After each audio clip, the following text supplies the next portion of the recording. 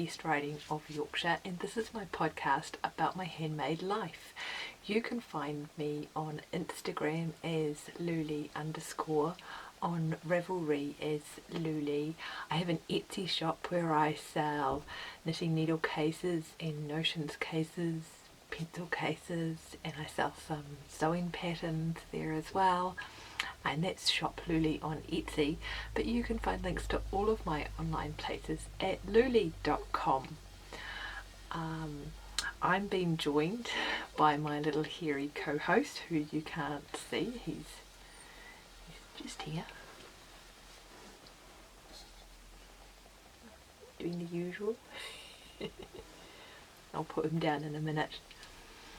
Yeah, welcome. It's really nice to sit and have a chat with you today. I'm just sorting out my little squeaky dogs.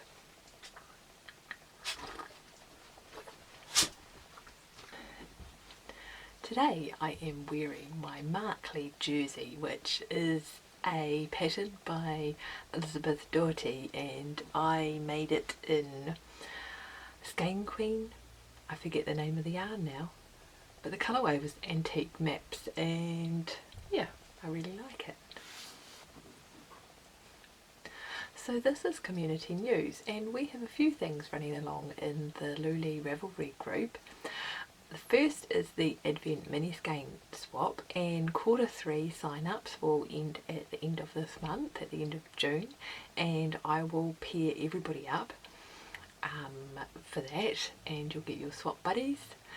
Yeah, it's been really nice to see everybody's packages popping up, and to see some people are getting some really nice goodies with their packages, and they're all beautifully wrapped and ready for Christmas, so that's really good fun.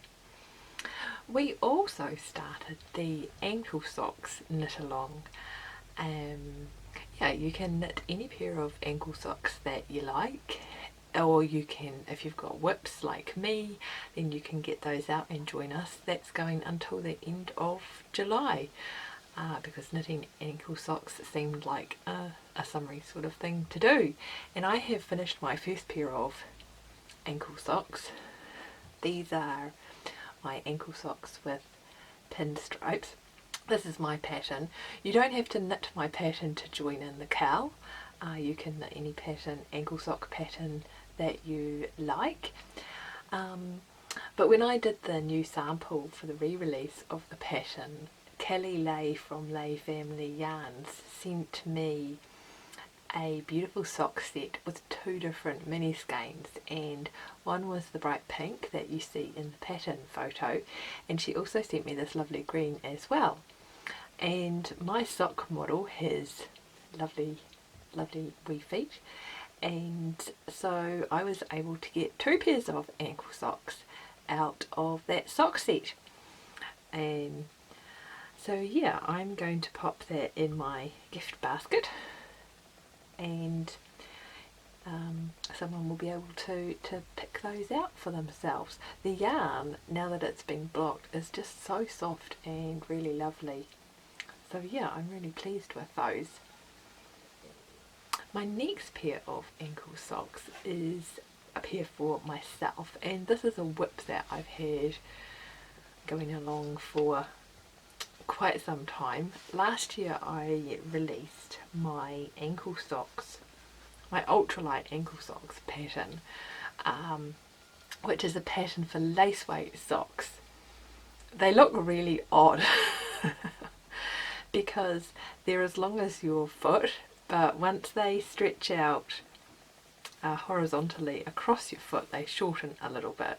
So actually that looks really odd as well. It's like some sort of weird glove. Yeah, but I started knitting a pair for myself last year, and I thought that I would finish those off. I think I've got to the point now where I've turned to the heel. That's scrunched up, you can't really see anything, and I just have to knit the foot of the sock. The yarn I'm using is a lace weight yarn from Eden Cottage, and yeah, the pattern is my ultralight ankle socks pattern. So yeah, it's nice to be knitting along with you guys. We've had some discussion in the group about knitting with nylon free yarns and reinforcing heels and toes, so that's been really interesting. Some of you are a bit more experienced at that sort of thing than I am. Yeah, so if you do have an ankle sock in progress and you're needing the motivation to pick up a whip and to finish it off, then come and join us in the Ravelry group. Or if you're starting ankle socks, then yeah, you're very welcome. I think this week the thing that I'm most enjoying in the Ravelry group is the yoke along, and it's partly because I'm enjoying the chat in the group and seeing people's finished projects and the project that I'm working on. So that's just been super good fun.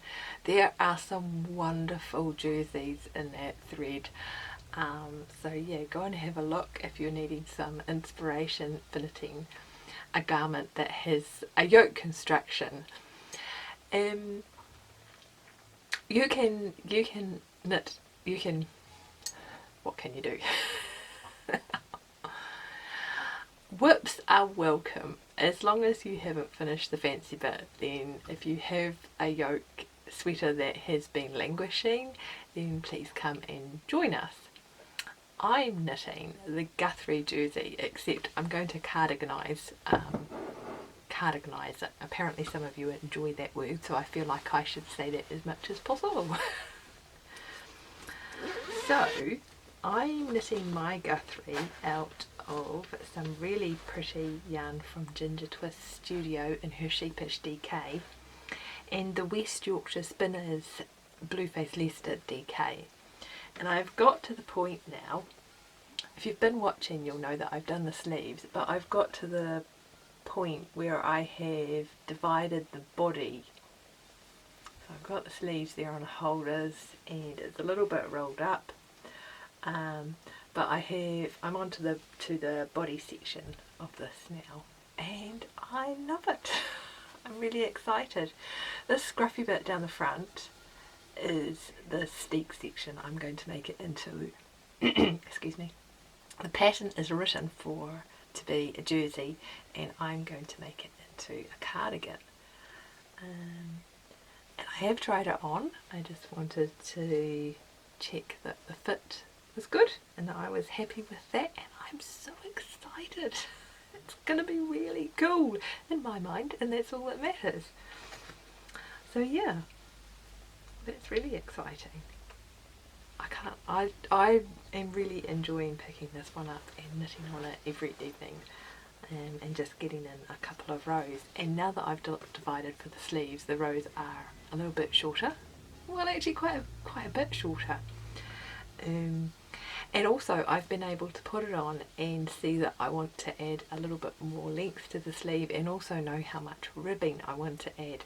So I'm thinking I might put those in a bag for travel knitting, so that you know I can get those done, so they're ready just to attach as soon as the torso is finished. Yeah, that's such good fun.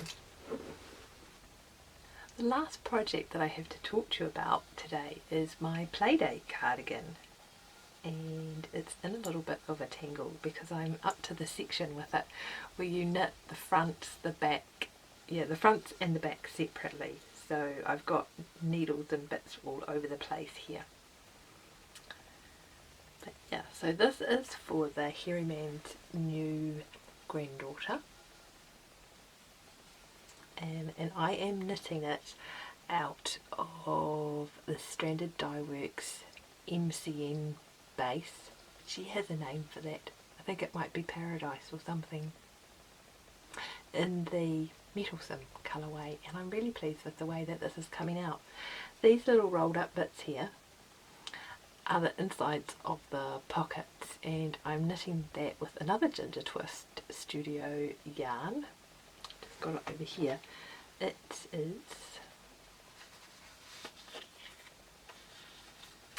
Sheepish Sock in the Core Blimey colourway. So it's really, that's going to completely blow out there, which is one of the things I like about it, like bright colours. And yeah, it's a lovely sort of lime green, It's not even lime green, it's sort of like a yellowy, bright colour. Cool, blimey. But yeah, this is just a really nice simple little project. I've knitted one of these before and they're super good fun to knit. That's the back. I've done one front and I'm just working on the back, and then I'll just have the other front and then I'll be on to the sleeves. It's just a scrunchy mess right now. Rest assured it won't be a scrunchy mess when I finish it. So yeah, that's just a really nice relaxing project.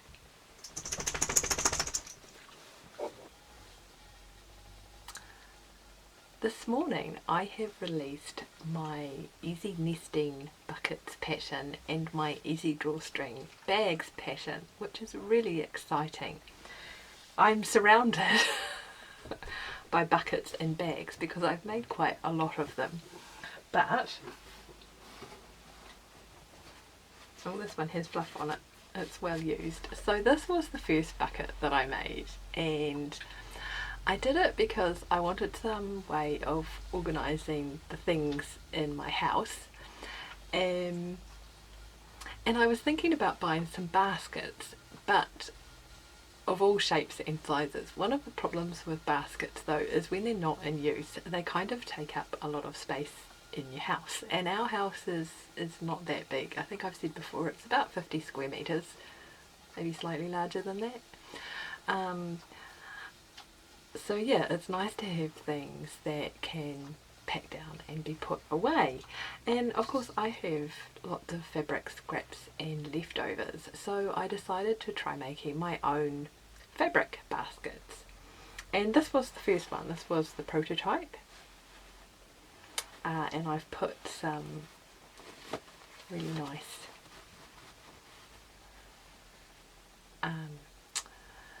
nice beehive fabric in there that I had used in the shop. This is offcuts from and leftovers from fabrics that I used to make stuff for the shop.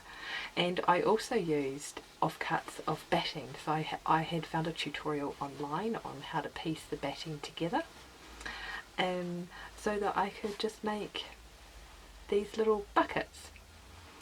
And in the pattern, in the Easy Nesting Buckets pattern, I've done it in 3 sizes so that they nest, as it says. Ooh, fluff floating around, yeah, so that they nest. So this is the large size. In knitting terms, you can fit about 3 or 4 skeins in here, just so you know. And then there's the medium size there, and a small size as well, which actually this small size will stand up if you put pens and pencils in it, if you use a nice batting or a fairly rigid interfacing. And I've on some of them I've put little hangers and grommets, and just tried out some different bag making sort of hardware. Yeah, in the pattern I've included instructions for just making them with plain fabrics where you don't have to worry about getting the print up the right way. And I've also included instructions for directional fabrics, so you know where to cut the fabric so that the print appears up the right way on both sides. I have my Playdate cardigan in this one. This one was, I really like these sort of white prints on linen, and I really like this hair on here as well. So I've included instructions on how to get your prints up the right way. I call it the right way up seam. That's what I called it when I was making bags, and I like to put it on the along the edge of the bag. I think with a lot of bag patterns there's a seam right along the bottom, and the thing with that is that once you get some batting in that seam, and then there's a seam for the lining as well, it can be quite thick and make your bag a little bit wobbly. So I always put the seam along the edge here from corner to corner so that it stands up really nicely. That just makes sense to me.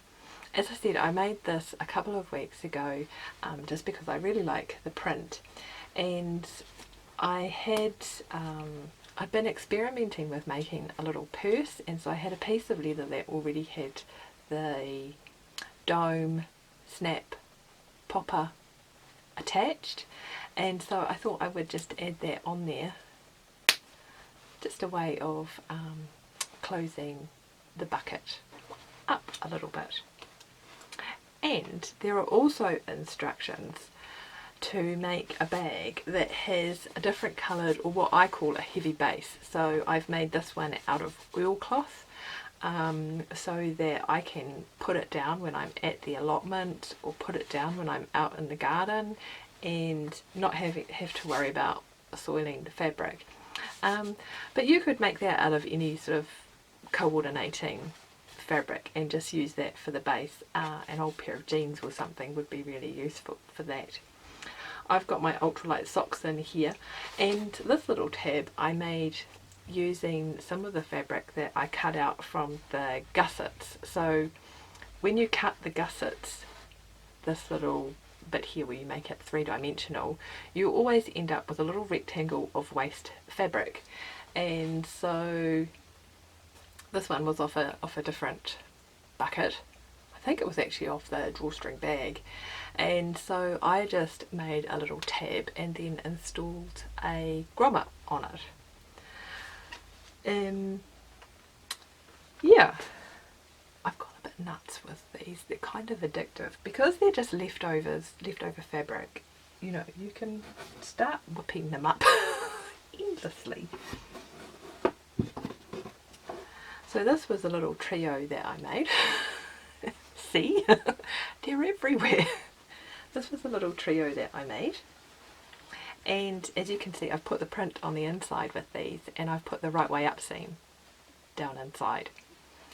And I put little loops on these ones because these ones, I've installed a little hook on the side of my sewing table here, so that if I'm cutting out or doing something that takes up the whole table, I can hang this off the side and keep the tabletop clear. And I can scoop the little clip things that I use in there, or I can use it for pens and pencils and that sort of thing. So yeah, and in my mind it always makes sense to make three of a thing. It's aesthetically pleasing to make three or something. And the other thing that I like about these is, because they're fabric and they're not solid, is that I can fold them down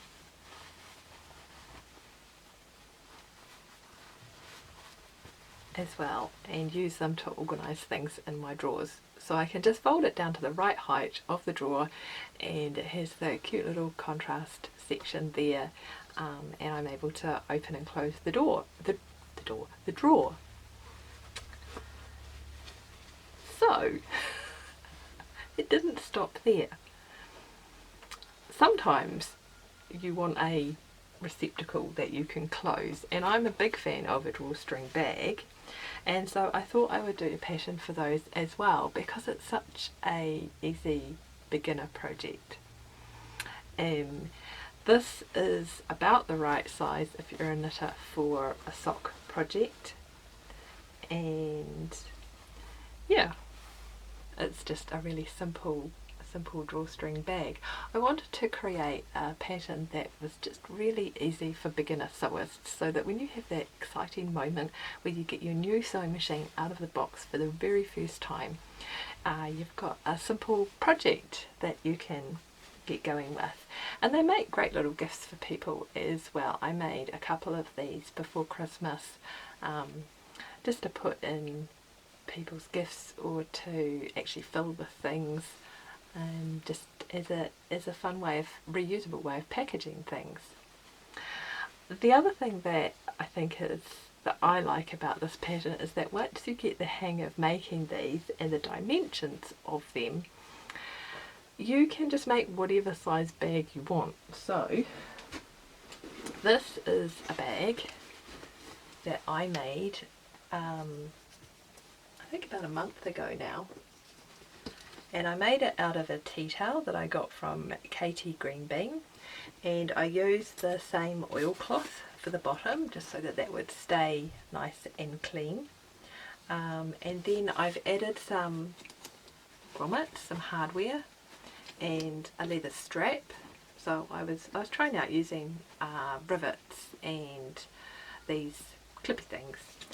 But this basically is just a really humongous bucket. So yeah, as I say, once you get the hang of it, you can just make them whatever size you need and whatever size is handy. So those two patterns are available as a bundle in my Etsy shop, and I've linked below because this week there's a 25% coupon code that you can use to get 25% off both patterns, and I really hope you enjoy it. I've obviously had lots of fun making these using some really cute fabrics, and just having a fun way of organising my things around the house, and you know, something that looks pretty as well. So I really hope you enjoy the pattern, and yeah, take advantage of the little discount below. That's all from me for today. My focus until I see you next is still going to be the A-frame skirt. I talked about that last time, I think, and I haven't started on the next one, but I have pattern pieces hanging up just here. I think I'd like to get it into my wardrobe by the end of June because I have some fabric just there for a sew-along that's happening in July. So that would be really fun to participate in that. Here's my little dog back. So yeah, so my focus will be the A-frame skirt, the Playdate cardigan, and Guthrie, because I'm just really enjoying that right now. It's been really lovely to have a chat with you and to share some time with you. Thank you for popping into my little world, and I hope you'll come and join us in the Ravelry group and chat along with us there. Like and subscribe if you enjoyed yourself, and I shall see you next time. Cheerio!